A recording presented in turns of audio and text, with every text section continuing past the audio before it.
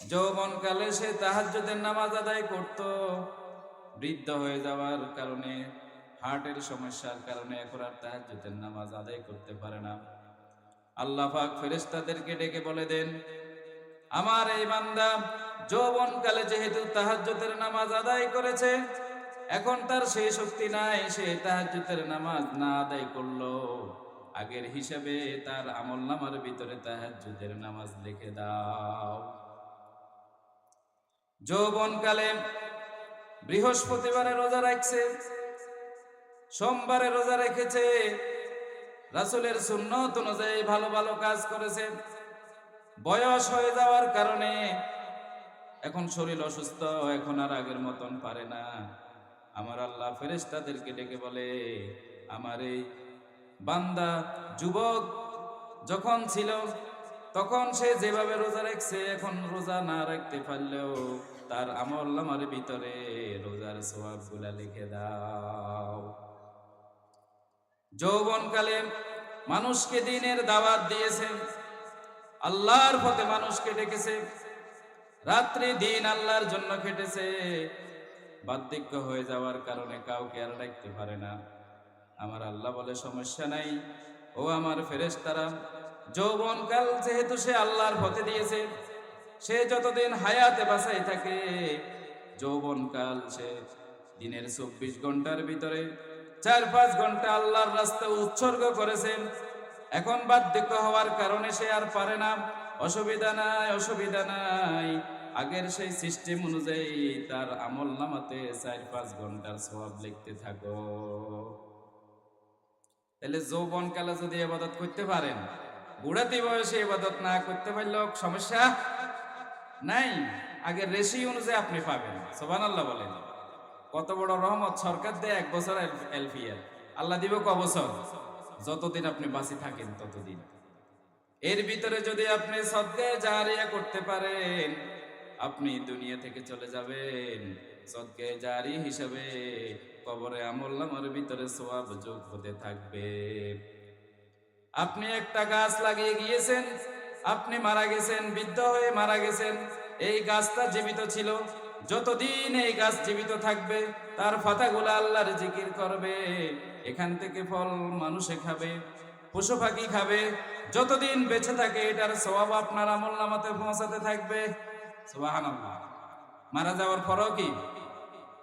যৌবনকালে দাওয়াতি কাজ করে আপনি একজন লোককে নামাজি করেছেন, কোরআন শিখিয়েছেন, দ্বীনের পথে এনেছেন, কোরআনের পথে এনেছেন, হাদিসের পথে এনেছেন, আল্লাহর রাসূলের পথে এনেছেন। আপনি বুড়া হয়ে মরে যাওয়ার পরেও সে যদি বেঁচে থাকে, এই কথাটা সে যদি আরেকজনকে শিখায়, সে যদি আরেকজনকে শিখায়, এভাবে কিয়ামত পর্যন্ত যদি শিখাতে থাকে,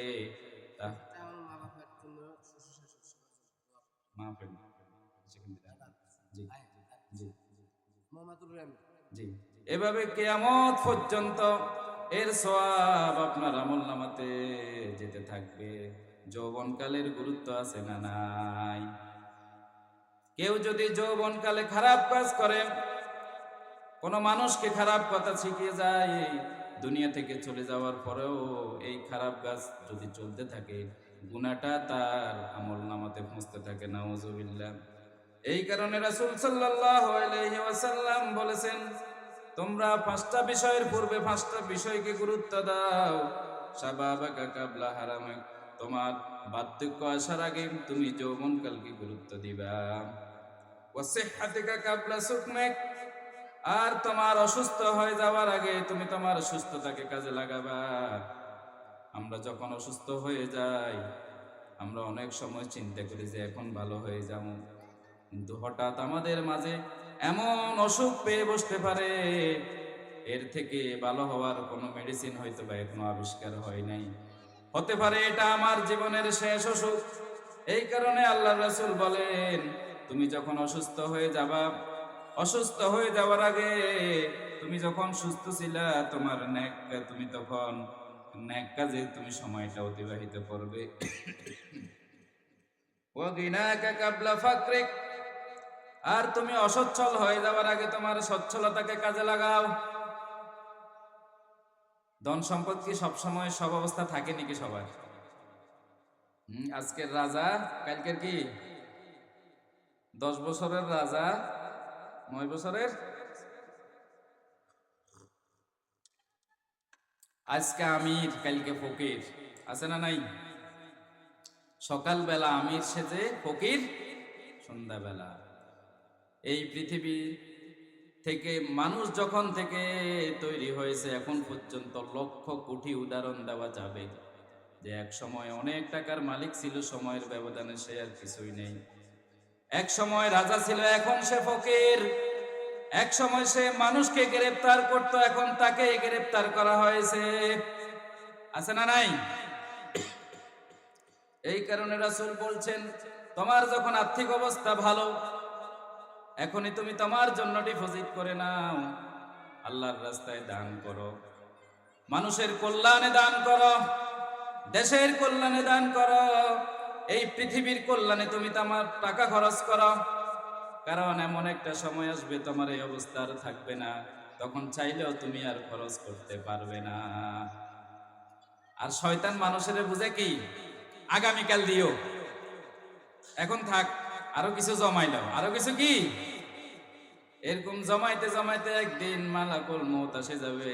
ইন্না লিল্লাহি ওয়া ইন্না ইলাইহি রাজিউন।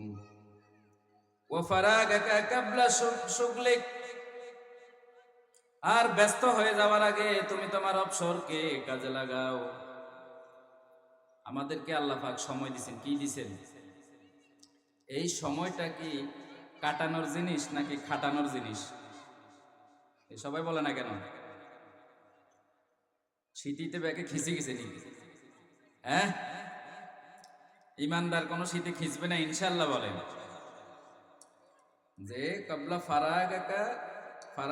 ফারাগাকা কাবলা শুগলি, ব্যস্ত হয়ে যাওয়ার আগে তুমি তোমার অবসর সময়কে কাজে লাগাও। কিরে ভাই এনে কি করস? এই সময় কাটাইতেছি। এখন কি করতেছে? আমাদেরকে কি আল্লাহ পাক সময় কাটানোর জন্য দিয়েছেন নাকি খাটানোর জন্য দিয়েছেন?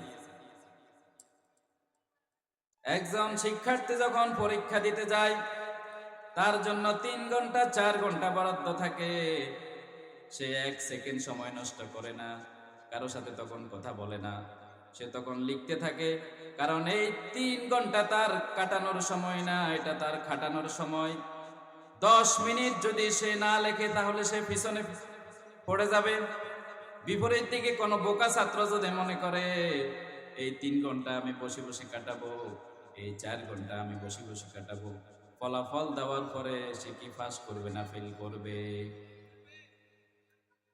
আমরা যারা সময়কে খাটানোর পরিবর্তে কাটানো মনে করতেছি, এদিক সেদিক ঘোরাফেরা করে মহামূল্যবান সময়কে নষ্ট করতেছি, কাল কিয়ামতের ময়দানে আমরা ফেল করব। বলেন নাউজুবিল্লাহ। তাইলে আল্লাহ রাসূল বলছেন ওয়া ফারাগাকা কাবলা শুগলিক। আর শয়তান আমাদেরকে কি বলে জানেন?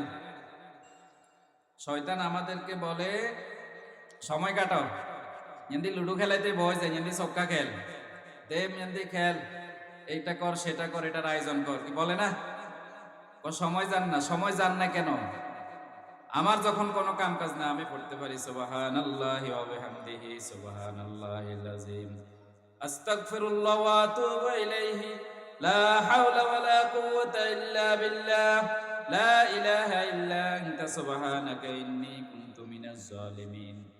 রাসূল সাল্লাল্লাহু আলাইহি ওয়াসাল্লাম বলেন, জান্নাতি লোকেরা কোনো কিছুর জন্য আফসোস করবে না, শুধু তারা আফসোস করবে অবসর সময় কেন আল্লাহর জিকির করে নাই। এই কারণে যে অবসর সময়ে সে বসে বসে অন্য চিন্তা করছে, আল্লাহর জিকির মানুষের কল্যাণের জন্য সে চিন্তা ফিকির না করার কারণে সে আফসোস করবে এক সময়। ওয়া হায়াতাকা কাবলা মাউতিক, আল্লাহ তাআলা, আল্লাহ রাসূল সাল্লাল্লাহু আলাইহি ওয়াসাল্লাম বলেন ওয়া হায়াতাকা কাবলা মাউতিক, মৃত্যু আসার আগে তুমি তোমার হায়াতকে কাজে লাগাও।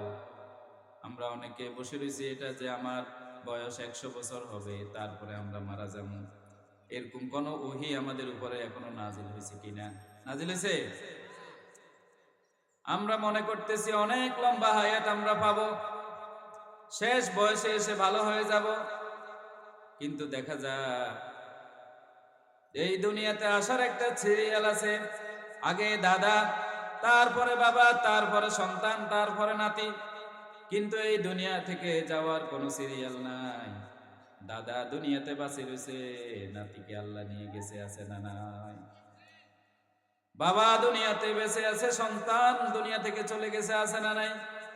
তাহলে কিসের আশায় আমরা এখনো মজে রয়েছি? আমরা সময়টাকে কেন কাজে লাগাই না? এই কেন রাসূল সাল্লাল্লাহু আলাইহি ওয়াসাল্লাম বলছেন, শয়তান তোমাদেরকে বলবে এখনো লম্বা হায়াত পড়ে আছে, তুমি এক সময় আমল করতে পারবা, এখনো তোমার জীবনে সামনে অনেক কিছু আছে, তুমি দুনিয়ার মজা নিয়ে নাও, এক সময় তুমি ইসলামের জন্য অনেক কিছু করতে পারবা। এই চিন্তা করতে করতে এক সময় মালাকুল মউত এসে যায়। তার যে বাসনা অন্তরে ছিল, আমি ইসলামের জন্য কিছু করব, নিজের জন্য কিছু করব, হায়াত চলে যাওয়ার কারণে তার দুনিয়াও শেষ, আখিরাতও শেষ। এই কারণে রাসূল সাল্লাল্লাহু আলাইহি ওয়াসাল্লাম বলেছেন, শয়তানের ধোঁকায় পড়িও না। শয়তান তোমাদেরকে আগামীর চক্করে ফেলে দেয় যে আমি সামনে কিছু করব, তোমার হায়াত থাকতে থাকতে তুমি কিছু করে নাও, হায়াত যদি চলে যায় তুমি কিছু করার আর নাই। একজন লোক যদি দুনিয়াতে নামাজ আদায় না করে, তাকে কবরে নেওয়ার পরে সে যদি ফেরেশতাদেরকে বলে, ও আমার ফেরেশতা ভাইরা, আমি চিন্তা করছি নামাজ আদায় করব, ইতিমধ্যে তো মালাকুল মউত এসে গেছে, এখন তো কবরে চলে এসেছি, আমাকে 2 রাকাত নফল নামাজ পড়ার সুযোগ দাও। দিব না সুযোগ? থাপ্পে গেলে দাঁত ফেলা দিব। বেয়াদব! পরীক্ষার সময় কি কেউ পড়ালেখা আছে? পরীক্ষার সময় কি পড়ালেখা চলে নাকি? এখন তো তোকে প্রশ্ন করা হবে, এখন তো পড়ালেখার কোনো সুযোগ নাই, এখন জিজ্ঞেস করা হবে, তুমি উত্তর দিবা। এই কারণে রাসূল সাল্লাল্লাহু আলাইহি ওয়াসাল্লাম আমাদেরকে 5টা বিষয় বলছে, 5টা বিষয়ের আগে 5টা বিষয়ের কি দিবা? গুরুত্ব দিবা। আর শয়তান বলছে আগামীতে করবা। আগামীতে? ইনশাআল্লাহ আগামীতে না, আজকে থেকে। ভালো কাজ কবে থেকে? রাসূলুল্লাহ সাল্লাল্লাহু আলাইহি ওয়াসাল্লাম বলেন, লা তাজুলু কদামা ইবনি আদম ইয়াউমাল কিয়ামাতি হাত্তা ইয়াসআলু আন খামসিন। রাসূলুল্লাহ সাল্লাল্লাহু আলাইহি ওয়াসাল্লাম ইরশাদ ফরমান, কিয়ামতের দিন বনি আদমকে 5টা প্রশ্ন না করা পর্যন্ত কাউকে কদম নাড়তে দেওয়া হবে না। কিয়ামতের দিন প্রত্যেক মানুষকে 5টা প্রশ্ন করা হবে, 5টা প্রশ্ন না করে তাকে এক কদম নাড়তে দেওয়া দিবে না। আনুমুরহি ফিমা আফনাহু, তার বয়স, তার হায়াত কিভাবে শেষ করেছে। আফনাউন শব্দ ফানা থেকে এসেছে, যে তাকে আল্লাহ পাক, তাকে ফেরেশতারা জিজ্ঞাসা করা হবে, তোমার এই দুনিয়াতে আল্লাহ পাক যে তোমাকে হায়াত দিয়েছেন, এই হায়াত তুমি কিভাবে শেষ করেছো, এখানে এটা হিসাব দিয়ে তুমি সামনে কদম দিবা। এটা আপনাকে আমাকে প্রত্যেককে এই প্রশ্নের জবাব দিতে হবে যে হায়াতটা কিভাবে শেষ করছো। ওয়ান শাবাবিহি ফিমা আবলাহু, এরপরে হায়াতের হিসাব দেওয়ার পরে ফেরেশতারা গিরি ধরবেন, তোমার যৌবনকাল কিভাবে শেষ করছে এটার আলাদা হিসাব দাও। যৌবনকালের হিসাব কি আলাদা দিতে হবে। ওয়ান মালিহি মিন আইনা ইকতাসাবাহু ওয়া ফিমা আনফাকাহু, তুমি যে দুনিয়াতে কামাই করেছো, এই অর্থ সম্পদ কোন পথে কামাই করেছো এবং কোন পথে ব্যয় করেছো এটার হিসাব দাও, তারপরে সামনে আগাও। ওয়া মাজা আমিলা ফিমা আলিমা, অর্জিত জ্ঞান অনুযায়ী কতটুকু আমল করেছো এর একটা হিসাব দিয়ে তারপরে সামনে আগাও। এই প্রশ্নটা যদি আমাদেরকে করে, এই প্রশ্নটা তো করবে আমাদেরকে, তাইলে ধরা আছে না নাই? এই কারণে দুনিয়াতে এটার যদি আপনি সময়কে কাজে লাগাতে পারেন, তাহলে আমরা যদি দুনিয়াতে সৎভাবে আমি যদি চলতে পারি, এরকম 5টা প্রশ্ন আমাদের জন্য আল্লাহর রহমতে কোনো ব্যাপার না, যদি আমরা কোরআন হাদিস মতো চলি। আর যদি না চলি তাহলে তো আর কিছু। তাহলে 1 নম্বরে কিয়ামতের ময়দানে 5টা প্রশ্ন করবো। 1 নম্বরে কি প্রশ্ন করবো? জীবনটা কিভাবে কাটেছে। আমাদের এই জীবনের ভিতরে যখন থেকে আমাদের জন্ম হয় মৃত্যু পর্যন্ত যে সময়টাকে, এটাকে বলা হয় আমাদের জীবন। শৈশবকাল আমাদের শেষ হয়ে যাওয়ার পরে আমরা যখন বালেগ হই, প্রাপ্তবয়স্ক হই, তখন থেকে শুরু করে এই মৃত্যু পর্যন্ত যে সময়টা, এই হায়াতের হিসাব আমাদের কাছ থেকে আল্লাহ নেবেন। এখানে আমাদের ব্যক্তিগত জীবন আছে, পারিবারিক জীবন আছে, সামাজিক জীবন আছে, রাজনৈতিক জীবন আছে, অর্থনৈতিক জীবন আছে। এই প্রত্যেকটা জীবনের প্রত্যেকটা বাঁকে বাঁকে প্রত্যেকটা সেক্টরে যদি আমি কোরআন সুন্নাহ অনুযায়ী চলতে পারি, আল্লাহর আইন অনুযায়ী যদি আমি চলতে পারি, আল্লাহর ইবাদত যদি আমি ঠিকভাবে করতে পারি, তাহলে ফেরেশতাদের কাছে এটা রেকর্ড আছে। কাল কিয়ামতের ময়দানে এই প্রশ্নের জবাব দিয়ে আপনি হাসতে হাসতে বেহেশতে চলে যাবেন। আল্লাহ কবুল করেন, বলেন আমিন। আর যদি ব্যক্তিগত জীবন একরকম, পারিবারিক জীবন চলছে আর একরকম, অর্থনৈতিক জীবন আর একজনের মতে, রাজনৈতিক জীবন আর এক নেতার মতে, কিছুটা ইসলামের মতে চলছি, কিছুটা শয়তানের মতে চলছি, কিছুটা রাসূলের আদর্শ অনুযায়ী চলছি, আর কিছু জীবন অন্য মানুষকে সৈনিক হিসেবে নিজেকে পরিচয় দিই, তার আদর্শ বাস্তবায়ন করে যদি আমি দুনিয়া থেকে যাই, এই কাল কিয়ামতের ময়দানে আল্লাহ যখন পুরা জীবনের হিসাব দিবে, তখন কি আমি মুক্তি পাবো নাকি ধরা খাবো? তাহলে বালেগ হওয়ার পর থেকে মৃত্যু পর্যন্ত একটা বিষয়, আপনি যেই কাজ করেন না কেন সব সময় মাথার মধ্যে এটা রাখবেন, আমি যে কাজ করতেছি এটা কি আল্লাহর হুকুম মতো হচ্ছে কিনা, এটা কি রাসূলের সুন্নাহ মতো হচ্ছে কিনা, এই জিনিসটা মাথায় রাখবেন। তাহলে আর বিপদে যাওয়ার সম্ভাবনা। আমি যে বিয়ে শাদী করছি, আমি যে ব্যবসা বাণিজ্য করছি, আমি যে রাজনীতি করতেছি, এটা কি আল্লাহর হুকুম মতো হচ্ছে কিনা, এটা কি রাসূলের তরিকা মতো হচ্ছে কিনা? যদি রাসূলের তরিকা মতো হয় তাহলে এই হিসাব দিতে সহজ হবে, আর যদি রাসূলের তরিকা মতো না হয়, আপনারাই বলেন সেখানে কি আমি পার পেয়ে যাব নাকি ধরা খাবো? ধরা খাবো না পার পাই যাবো? ধরা খাইবো। কিন্তু এই দুনিয়াতে কি বুঝে না, শয়তানে বুঝতো দেয় না। শয়তানকে এটা কোনো ব্যাপার না, তুই নামাজ পড়স তো কপালে তো সেজদা লাগাইছে, তো অসুবিধা নাই। ব্যবসা সুদের উপর করলে এটা কোনো সমস্যা নাই, আল্লাহ সুদে না হারাম করছে, এটাও তো এক ধরনের ব্যবসা। আমি তো সুদের ব্যবসায়ী করি, আল্লাহ তো ব্যবসা হালাল করছে, নাউজুবিল্লাহ বলেন। কি কন, এরকম বুদ্ধি শয়তানে দেয় কিনা? বেড়া তোর তো বালা বালা বুজুর্গরা এখন মানব রচিত মতবাদের হিসেবে ধরতে আছে। বর্তমান যুগে বেড়া আল্লাহর আইন সম্ভব না, বেড়া আঙ্গুল লগে চলিয়া সমস্যা নাই। আরো বহুত আল্লাহওয়ালা লোকেরা আমাদের সাথে আছে, শয়তানের এরকম কথা বুঝাইব। আপনি কারো ফাঁদে ফা দিবেন না, জীবনটা আপনার, তাকে জাহান্নাম থেকে রক্ষা করার দায়িত্ব আপনার। নিজের হিসাব নিজে বুঝবেন, কারণ কাল কিয়ামতে আমাকে যখন কবরে রাখা হবে, আমার মা সেখানে যাবে না, আমার প্রিয়তম স্ত্রী সেখানে থাকবে না, আমার বাবা থাকবে না। যে নেতার পিছে পিছে দৌড়ে আমার জুতা ক্ষয় করছি সে আমার সেখানে থাকবে না। যার জন্য আমি ইসলাম না মেনে ও শয়তানের পথে দৌড়েছি, কেউ সেখানে থাকবে না। কবরে যেহেতু আমার একলা থাকবো, কবরের পরিস্থিতি আমাকে একলা ফেস করতে হবে। কিয়ামতের ময়দানে কেউ আমার পক্ষে কথা বলতে আসবে না। বিপদে যখন আমি পড়ে যাবো কেউ তখন আসবে না। এই কারণে দুনিয়াতে থাকতে আমার হিসাব আমার হাতে বুঝে নিতে হবে।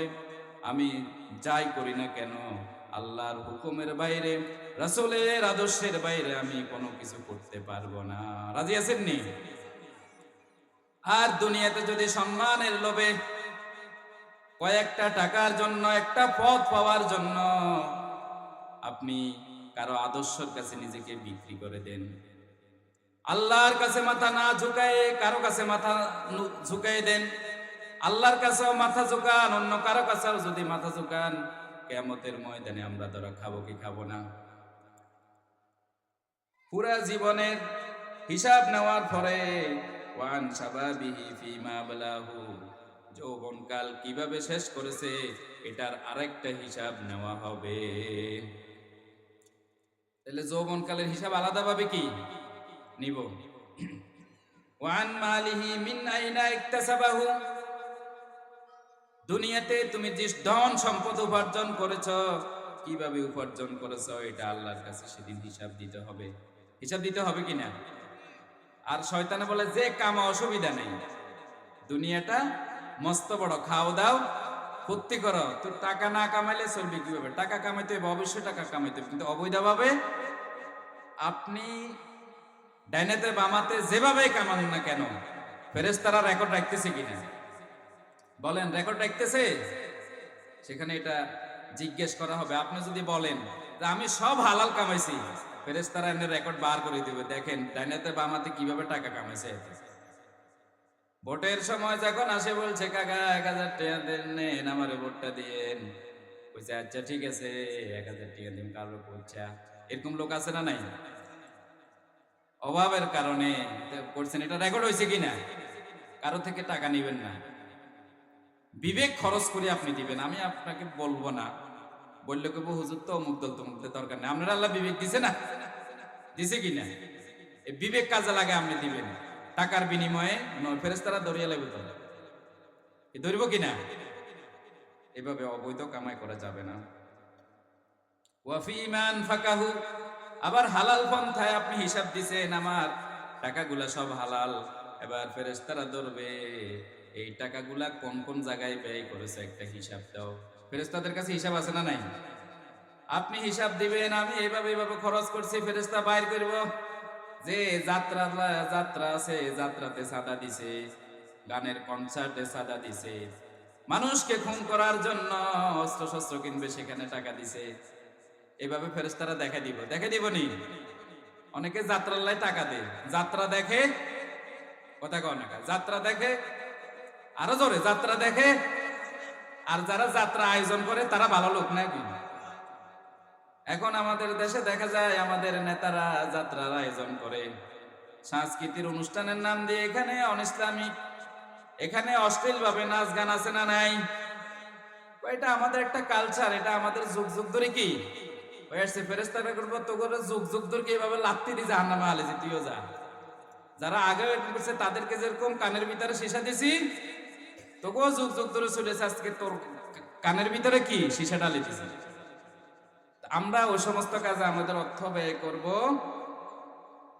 ওয়ামা জামিলা ফিমা আলিমা, জ্ঞান অনুযায়ী কতটুকু আমল করেছে, কতটুকু তুমি জ্ঞান অর্জন করেছো, কতটুকু আমল করেছো, আল্লাহর কাছে হিসাব দিতে হবে। আমরা যাতে আল্লাহর কাছে হিসাব দিতে পারি, আল্লাহ আমাদেরকে তৌফিক দান করুন, বলেন আমিন। এইভাবে শয়তান আমাদেরকে ধোঁকা দেয়। কালামে ফাকির ভিতরে আল্লাহ তাআলা বলেন, ক্বালা ফীমা আগওয়াইতানি লাকুদান্না লাকুম সিরাতাকাল মুস্তাকিম। শয়তান আল্লাহর সাথে চ্যালেঞ্জ করে বলেছে যে আমি অবশ্যই সিরাতুল মুস্তাকিমের পথে বসে থাকবো। আপনি যেভাবে আমাকে পথভ্রষ্ট করেছেন, আপনার বান্দাদেরকে পথভ্রষ্ট করার জন্য আমি রাস্তার উপরে বসে থাকবো। কে বলছে? এরপরে সে বলছে আমি তাদের সামনে থেকে হামলা করব, পিছন থেকে হামলা করব, ডান দিক থেকে হামলা করব, বাম দিক থেকে হামলা করব। এভাবে আমি তাদেরকে চারদিক থেকে ওয়াসওয়াসা দিয়ে আমি তাদেরকে জাহান্নামের দিকে নিয়ে যাব। নাউজুবিল্লাহ বলেন। এটা সে চ্যালেঞ্জ করছে এবং সে তার কাজ করে যেতেছে নাকি? এ কারণে অনেকে শয়তানের কোনো ভুল নাই, আসলে তার পুরা জীবনটাই কি ভুল। শয়তানের ভুল নাই বলতে যেটা বুঝা মানে তার কাজে সে করে যেতেছে। আমরা যেরকম আমাদের কাজ ভুলে যাই, তার কাজ সে কি বলে না, এই অর্থে বলে আর কি, যে শয়তান তার কাজ করে যাইতেছে। যে সে আল্লাহর সাথে চ্যালেঞ্জ গ্রহণ করছে যে আপনি আমাকে তো শেষ করে দিয়েছেন, আসলে কি আল্লাহ শেষ করছে নাকি নিজের খাদ্যদের কারণে?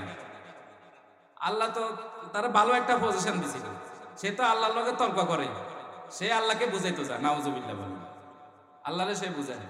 আদমের যখন আল্লাহ পাক বলছে যে তোমরা এই কাজ করলে কা, তখন বলছে রব্বানা যালামনা আনফুসানা ওয়া ইল্লাম তাগফির লানা ওয়া তারহামনা লানাকুনান্না মিনাল খাসিরিন, যে আমরা জুলুম করছি, আমাদেরকে maaf করে দেন।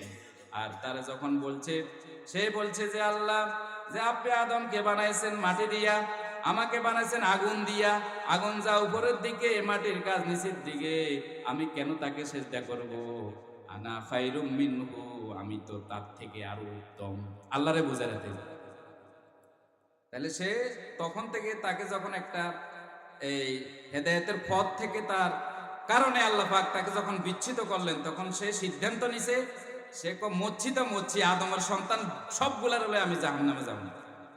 আল্লাহর কথা হচ্ছে, আমার বান্দা যদি হেদায়েতের উপরে চলতে চায়, তুই কখনো তাকে হেদায়েতের বাইরে নিতে পারবি? তুই সামনে থেকে আসবি, পিছন থেকে আসবি, ডান দিক থেকে আসবি, বাম দিক থেকে আসবি, উপর দিক থেকে রহমত দিয়ে আমি আমার বান্দাকে জান্নাতে নিয়ে যাব। সুবহানাল্লাহ। এই কারণে কিয়ামতের দিন কেউ যদি বলে যে শয়তানের ফান্দে পড়ে এটা করছি, শয়তান কইবো আমার ফান্দে পড়ে কি, আমি তোমারে বলছি, আমি বলছি এদিকে আসো, ডান দিকে আসো, তোমার আলেম ওলামারা বলছে ডান দিকে আসো, তারপর আমরা বলছি বাম দিকে আসো, তুমি বাম দিকে এসো, আমার দোষ কি? তোমার তো ডান দিকেও সাজছি, জোর করি তো আমি তোমাকে আমার পথে নেই নাই। এ কারণে আল্লাহ পাক বলছে, কেউ যদি হেদায়েতের উপর টিকে থাকতে চায়, শয়তান তাকে কিছুই করতে পারবো নাকি? তাহলে শয়তান যতই প্ররোচনা দেখ, আমাদেরকে সচেতন থাকতে হবে। 2 নম্বরে, মানুষ অন্যায় কাজ করে, পাপের পথে যায় মন্দ পরিবেশের কারণে। সৎসঙ্গে স্বর্গবাস, অসৎসঙ্গে সর্বনাশ। এই কারণে ভালো মানুষের সাথে থাকতে হবে। আল্লাহ পাক বলেন, ইয়া আইয়ুহাল্লাযীনা আমানুত্তাকুল্লাহ, হে মানুষ তোমরা আল্লাহকে ভয় করে চলো, ওয়া কুনু মা'আস সাদিকিন, সত্যবাদীদের সাথে থাকো, ভালো মানুষের সাথে থাকো। এখন আমরা ভালো মানুষের সাথে থাকবো নাকি খারাপ মানুষের সাথে থাকবো? ভালো মানুষের সাথে থাকা অর্থ এটা যে এত লাগল যায় ঘুম যাইতে হইব নাকি, এতগুলো লগে সবসময় বই থাকবে এটা নেই। ভালো মানুষকে সমর্থন দিতে হবে, ভালো মানুষকে ভোট দিতে হবে, ঠিক কিনা? এক লোক মান্দার গাছ চিনেননি? মান্দার গাছের বাগান তৈরি করছে, এখানে নিয়মিত পানি দেয়, বছর শেষে আল্লাহর কাছে দোয়া করে, মাবুদ তুমি দিনকে রাত করতে পারো, রাতকে দিন করতে পারো, এই মান্দার গাছের প্রত্যেকটা ঢালে ঢালে আঙ্গুর দ্বারা ভরপুর করে দাও। দিবনি আল্লাহ? আল্লাহ পারে না কি মান্দার গাছে আঙ্গুর দিতে পারে না? কিন্তু দিবনি, কারণ তুই লাগাইছ কাঁটাওয়ালা, এখন তোর কিসমতে জুটব কি? বিয়ের আগে বলে লম্বা সুন্দর চাই, বেয়াদব বলে অসুবিধা, আরে নামাজ কালাম পড়ে না ঠিক করিয়ালাম, পদ্মা করে না, আমার কাছে এসে সাইজ হইব, বিয়ার পরে দেখে সে নিজেই সাইজ হয়ে গেছে। আছে না নাই? মান্দার গাছ তুমি আঙ্গুর ফল কিভাবে আশা করো? ভোট দিব চাঁদাবাজ, দুর্নীতিবাজ, আর বলে আল্লাহ আঙ্গুরে শান্তি দাও, আল্লাহ তোর গজব নাজিল করবে। যেমন কর্ম তেমন দল, কি এটা দেখবেন না ব্যক্তি ভালো কিনে এটা দেখবেন। বনি ইসরায়েলের মধ্যে একজন ডাকাত ছিল। কয়জন?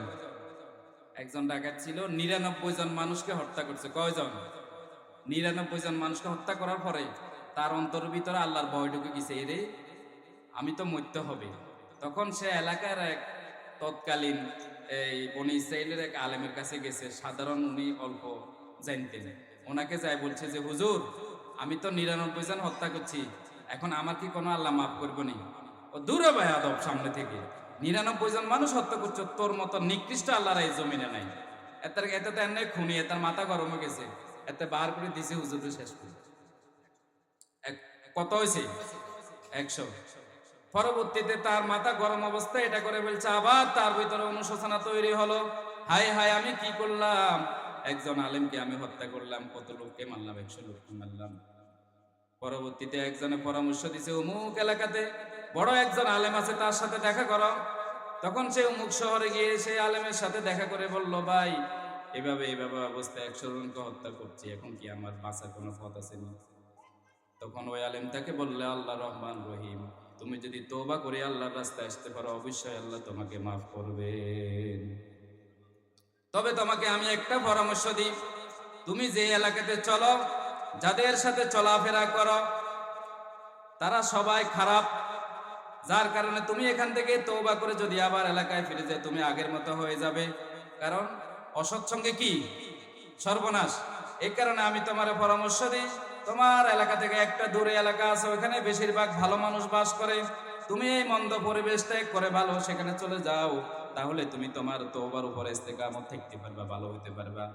ওই ব্যক্তি চিন্তা করলো আসলে তো কথা ঠিক। তখন সে তওবা করে এলাকা ছাড়ি ওইদিকে ছুটছে। তার যখন নির্দিষ্ট সময় এসে গেল, মালাকুল মউত এসে তার জানটা কবজ করে নিল।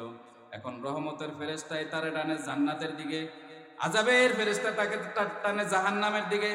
আযাবের ফেরেশতা বলে যে 100 লোককে হত্যা করছে, তারপরে যায় এই কারণে আমরা তাকে জাহান্নামে নিয়ে যাব। রহমতের ফেরেশতা বলে যে সে তো খারাপ মানুষদেরকে ত্যাগ করে ভালো এলাকাতে যাচ্ছিল, সে তওবা করছে, আল্লাহ তার তওবা কবুল করছে, এই কারণে সে জান্নাতের দিকে যাবে। পরে আল্লাহ পাক একটা সিদ্ধান্ত দিয়ে দিলেন যে তোমরা মাপো, সে যে খারাপ এলাকা থেকে আসছে, মন্দ এলাকা থেকে আসছে, ওটা এখান থেকে বেশি কাছে নাকি যে ভালো এলাকার দিকে যাচ্ছে ওটা বেশি কাছে।